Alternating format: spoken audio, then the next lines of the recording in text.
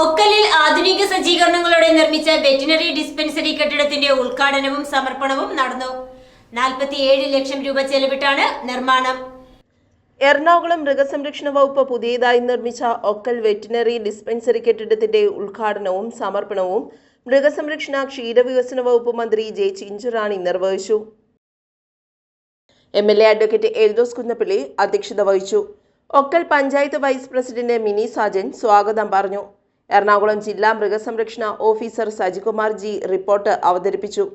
Veterinary ഡിസ്പെൻസറിക്ക് വേണ്ടി 5 saint സ്ഥലം സൗജന്യമായി നൽകിയ KO ദേവസിക്കുട്ടിയെ ചടങ്ങിൽ ആദരിച്ചു.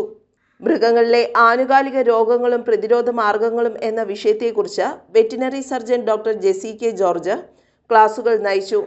Koovappady block panchayat president AT Ajith Kumar ക്ഷീര കർഷകരെയും കോൺട്രാക്ടർമാരെയും പൊന്നാടയണിയിച്ച് ആദരിച്ചു. മുൻ veterinary surgeon Sandhya G Nair, doctor Renju Antony, member Poly Kochilan, റൈസ്ലിംഗ് ഗോൾഡ് മെഡൽ കരസ്ഥമാക്കിയ ജിൻസൺ സ്റ്റീഫൻ, ഡോക്ടർ ശൈലേഷ് കുമാർ S, ബിനു തേനൂരാൻ തുടങ്ങിയ പ്രമുഖ വ്യക്തിത്വങ്ങളെ മന്ത്രി മൊമന്റോ നൽകി ആദരിച്ചു. ജില്ലാ പഞ്ചായത്ത് മെമ്പർ ശാരദ മോഹൻ, വാർഡ് മെമ്പർമാരായ മനോജ് തോട്ടപ്പള്ളി, അജിത ചന്ദ്രൻ, സാബു മൂലൻ, PK സിന്ധു ടീച്ചർ തുടങ്ങി നിരവധി പേർ ചടങ്ങിൽ പങ്കെടുത്തു.